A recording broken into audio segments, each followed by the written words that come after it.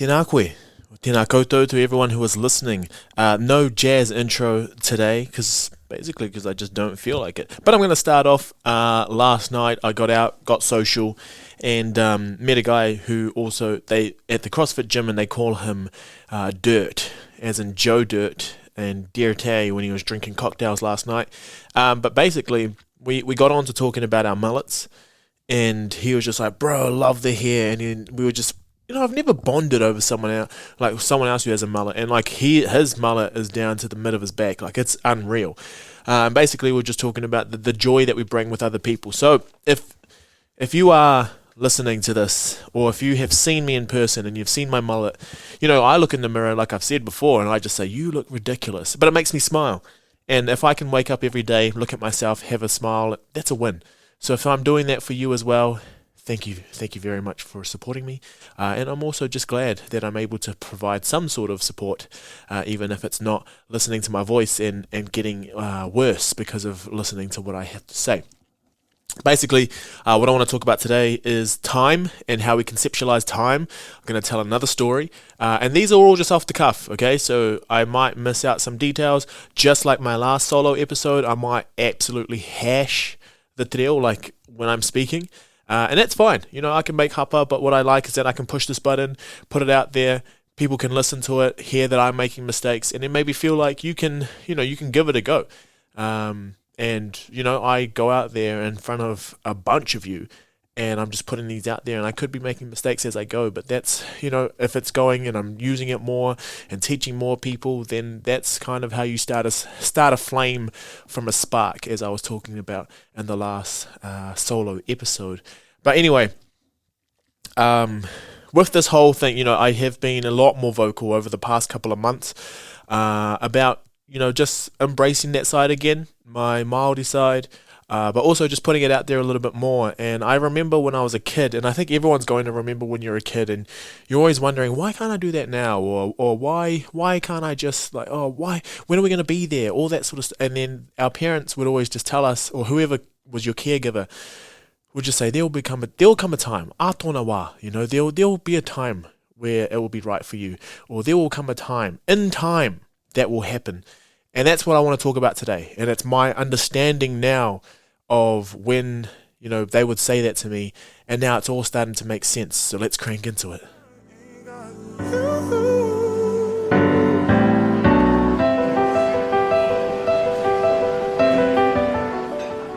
I think like any good lesson, the main learnings don't hit you at that time. They hit you when the context is right. And you need to be in the right area or the right part of your life to be able to take it in and embrace it and let it, hit different, as the kids would say these days. I just remember things that I've read, books that I've read in the past, gaining new perspectives, then coming back and reading the same book and seeing it from a different angle, and seeing it with my new perspectives because of the new experiences that I've had.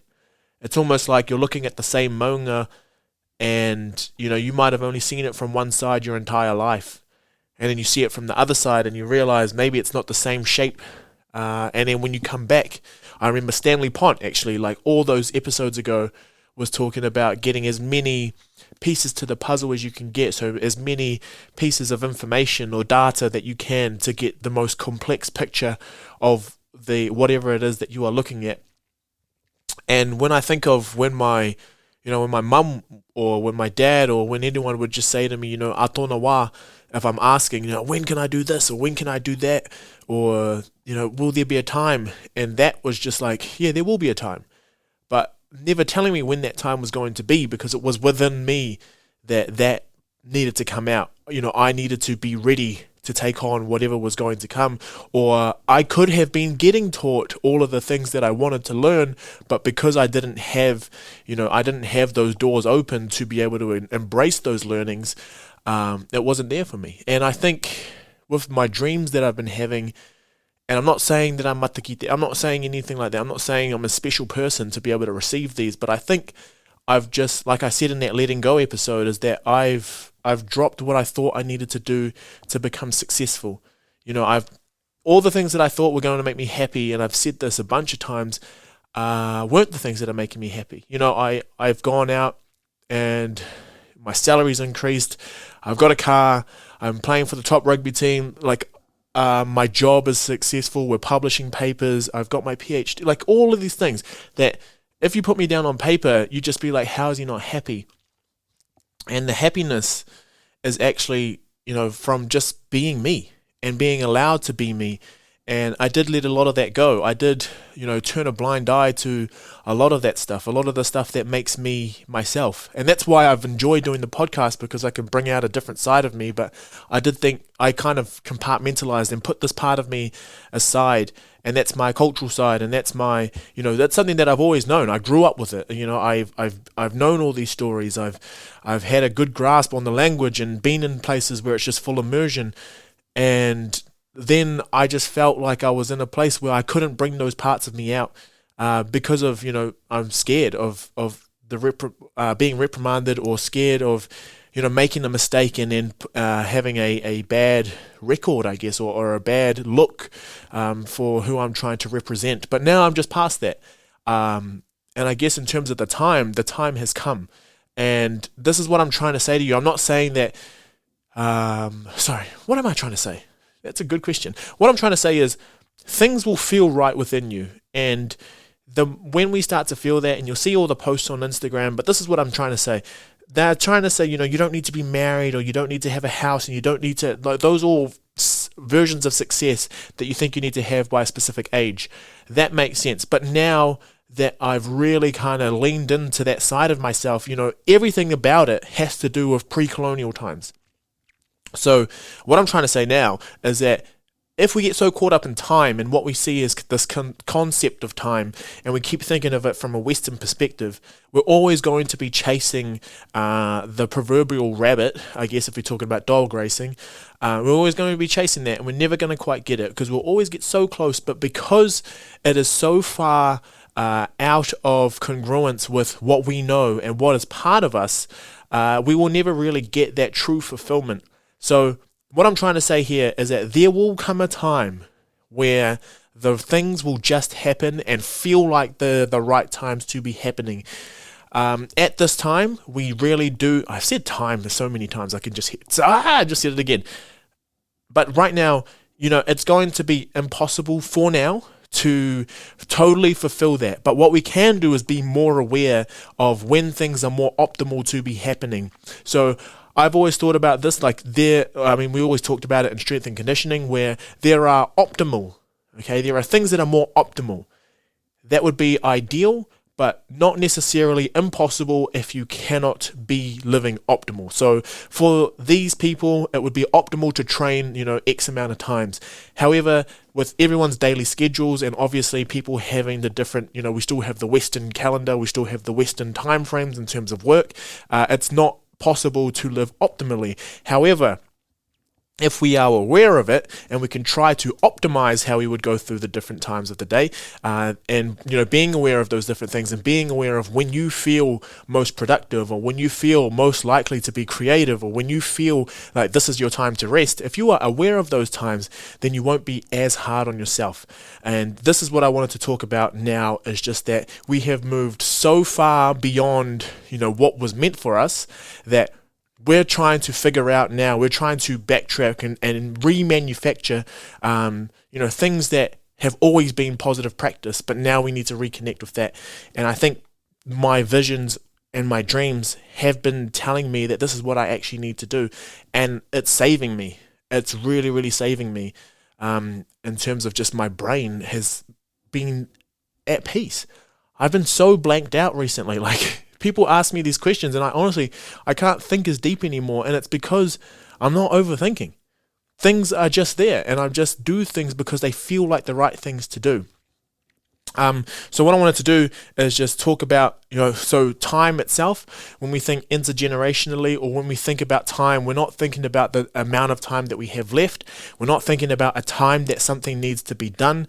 We're just thinking our time here.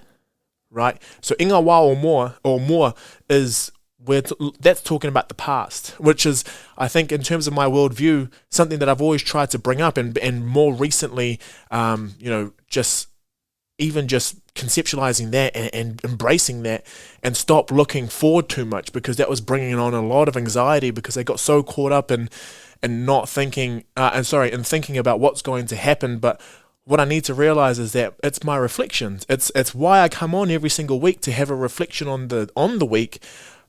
Those reflections are the things that are reminding me that, okay, you're still doing well. You've still made it here. You've still got through. These are the things that went well. These are the things that didn't go so well. So that every week that I do, I'm slightly getting better. I ngā wā o mua, the times that have gone before you, that is the past. Mua, though, when you think about it, is in front of you.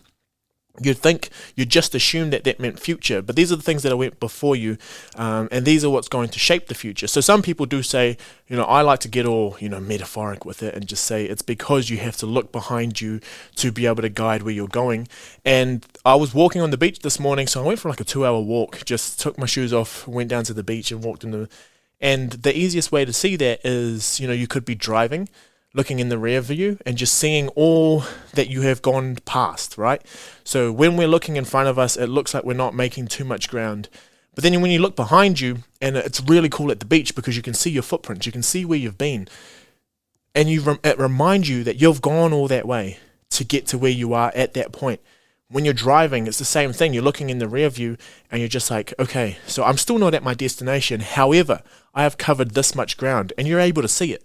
So i ngā wā o mua, you're looking to the past to direct where your future is. And that's the easiest way to be able to conceptualize that.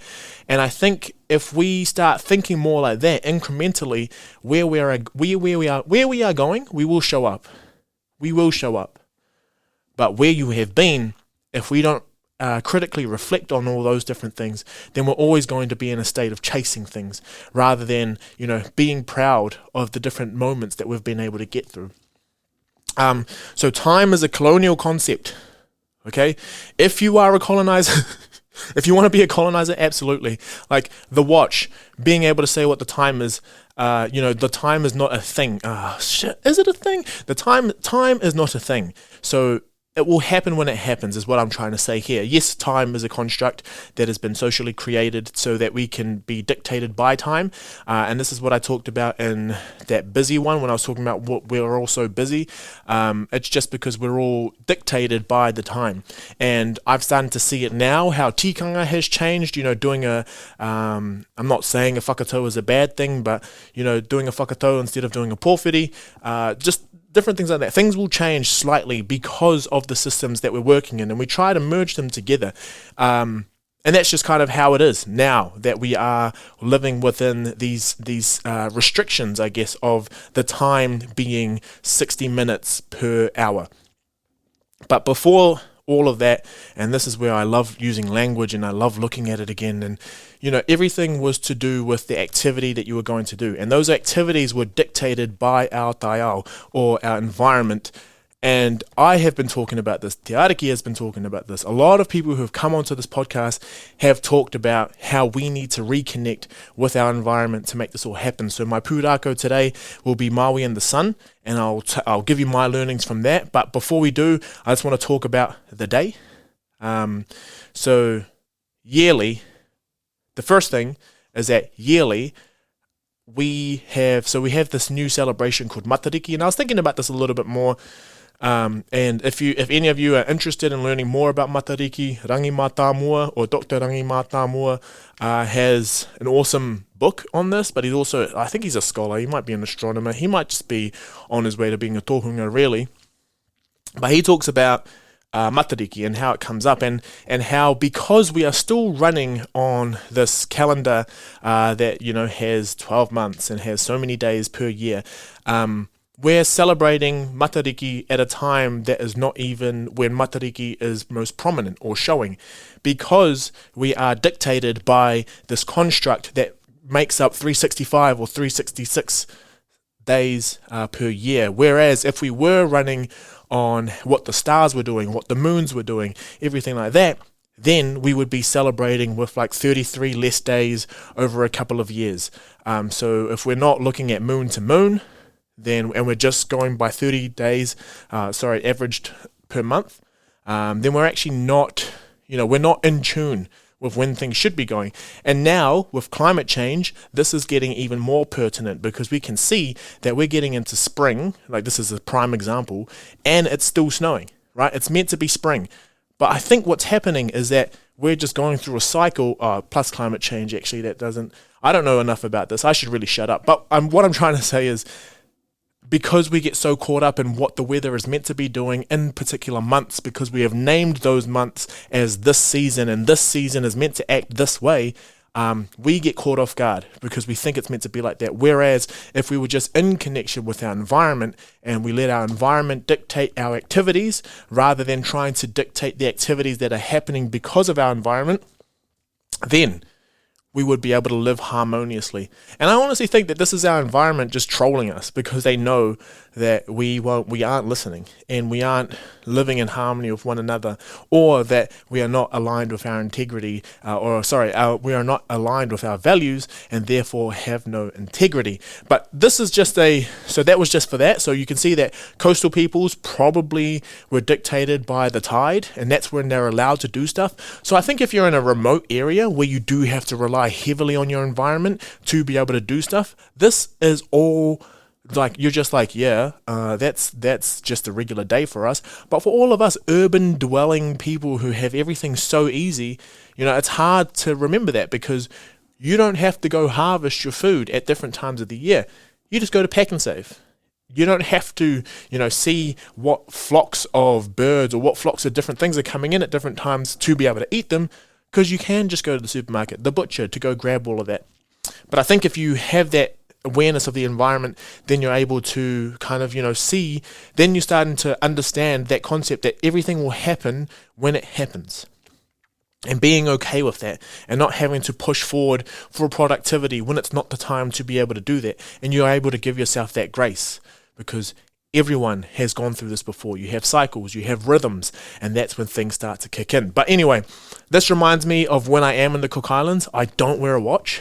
I don't go by time unless I am working, obviously. But if I'm there and I'm just able to do my thing, I just go by when it's light, when it's dark.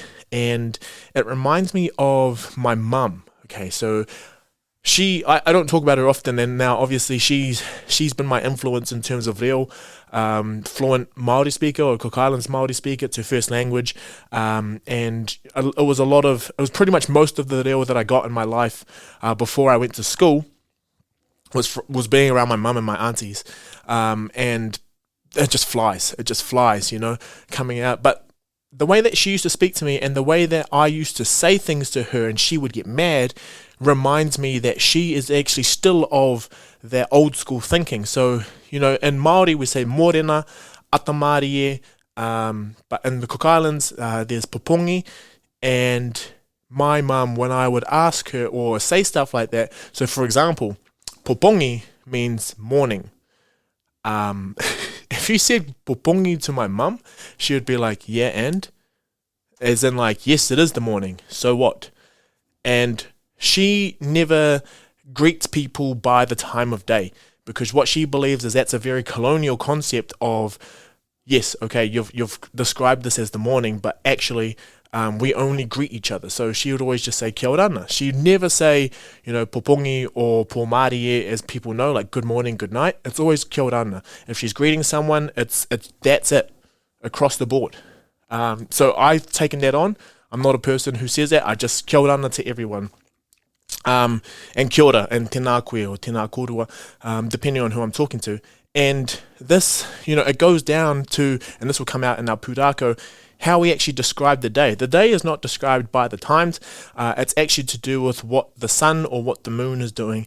So even when we would go to sleep, for example, I was meant to say this. Instead of saying pōmarie and saying like good night, she would just say moi mei taki, which is like sleep well.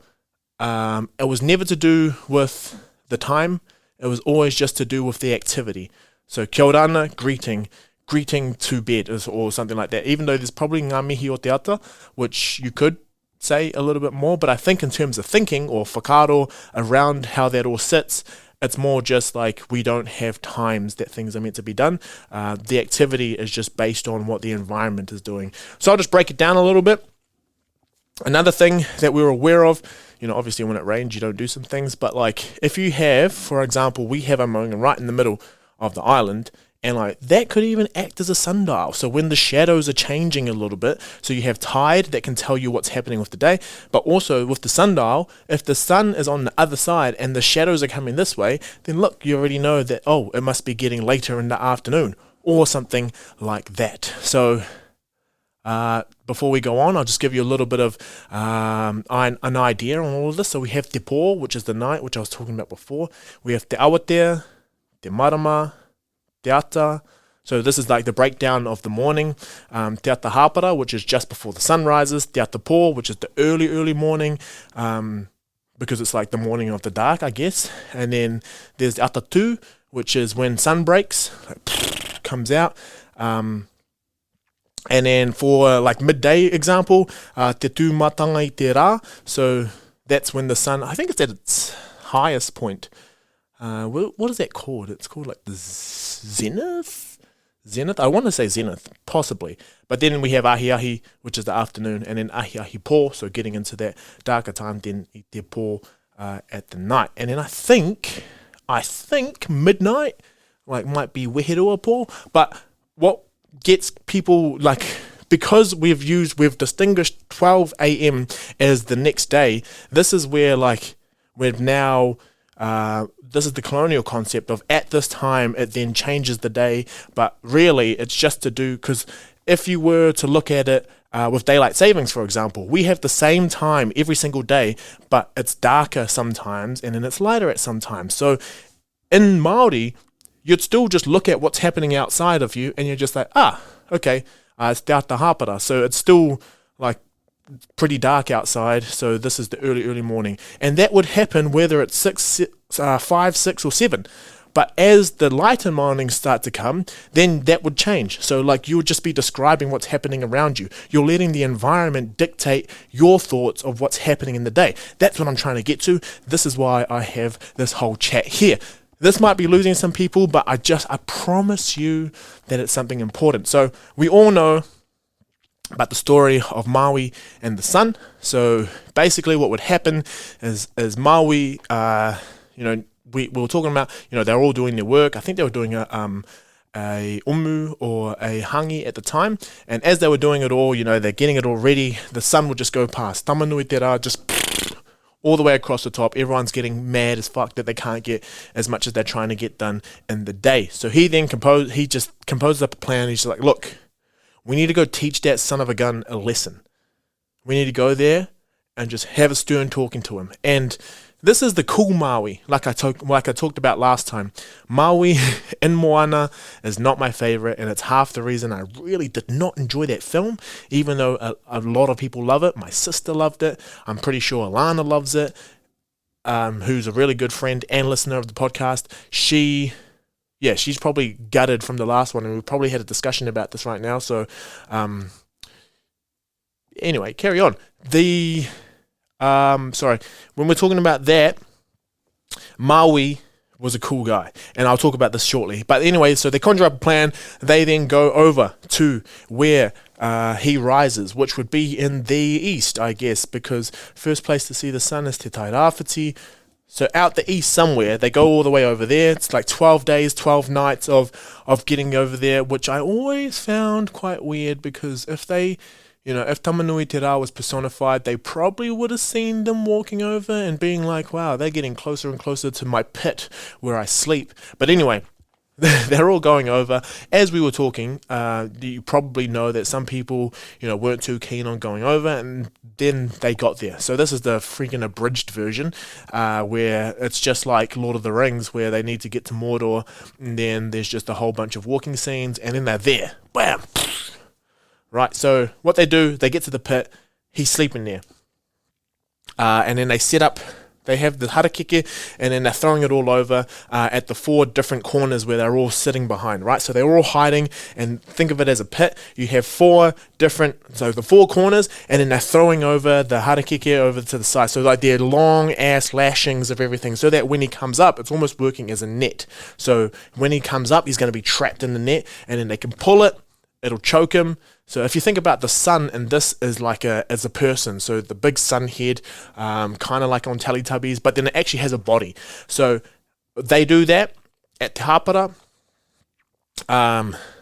This is when it's all about to go down. Te Hapara, so it's at sunbreak, right? It's coming up. Ooh, his alarm goes off. I don't know if he has an alarm or not, but he starts to come up. Boom, pull. So as he's coming up, his head goes through the trap. It then gets trapped around his shoulders. They pull.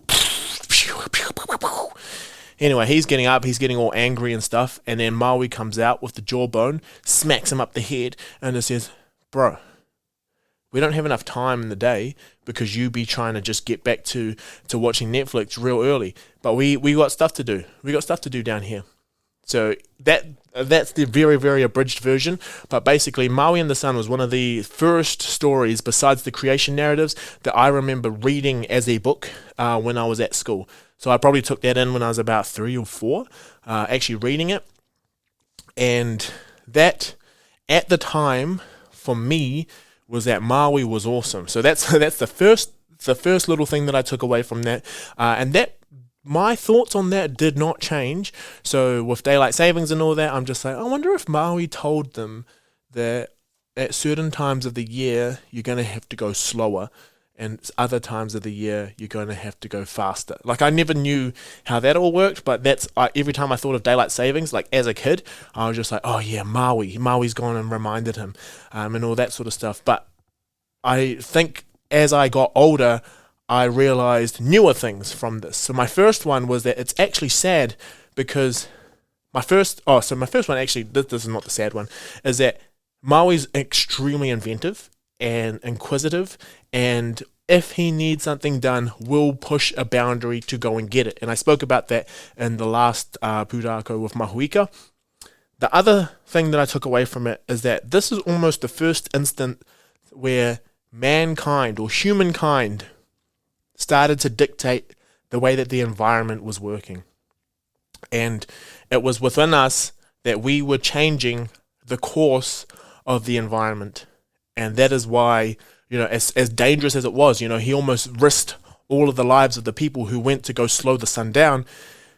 He just did that, but they managed to adapt and get past it by just, using sheer willpower. And what I'm seeing is that at that time, they didn't see the repercussions of what's actually going to happen with all of that. But we've obviously started to see the other end of the creation narrative, because we're all part of the creation narrative. That is actually, we didn't see the second end, that by telling the environment that this is how we're going to work and dictating how the environment was going to work for us, we didn't see the other side, but we're starting to see that now. So there may be new pūrākau that come out of this. But anyway, so there's that. But then the last one is that it may not have been that he absolutely slowed the sun down. It may have just been that in the time that we do have, we need to be more efficient. We need to use it more wisely, and we need to make sure that we're as effective as possible when we are going through that different time. But what does this have to do with time? Basically, that things will happen when they feel right to happen. Give yourself some grace. Realize that the closer you are to your environment, the easier all of this stuff is to pick up. If you are just in the hustle and bustle all the time, it is very difficult to feel when you're out of touch with anything. It's called grounding now, right? So you can sell it as a package, like, oh yeah, get out on the grass. But this is all stuff that everyone's been doing since forever, and it's stuff that I'm starting to do again. And I know that I'm probably going to lose a significant amount of listeners because I'm getting into this, and everyone's going to be like, oh, he's all spiritual and blah, blah, blah, blah. And I've just opened my eyes again. And I'm just, this is the only thing that's kind of bringing me that joy, that constant feeling of being content. And I'm really loving it. And I think if we change our perceptions around time, this is really going to help. And the only reason I've gone this way is because I realized, I was holding on to what I thought was going to be a greater life for me, and what was going to be the thing that kept me happy because I was achieving all these different things. But then I realized that productivity didn't equate to me actually being happy, because I've gone through it, and then I got to here and I've actually been in the worst state that I've ever been in. And then all the things that reminded me of who I was and and where I wanted to be as a person, it was all for, to serve the people who made me me. And going back, and the more that I've done that, the more I've actually felt that this is what I was meant to be doing. And I have talked about the mental health space being extremely Eurocentric. So even if I lose all of those people who don't understand this side of things, that's fine, because the small amount of people who finally feel like they're being represented in the mental health space will, that's what I'm here for. One person, half a person, or even if that person's myself, then I'm stoked. But anyway, it's been another episode. Love you all. Take care.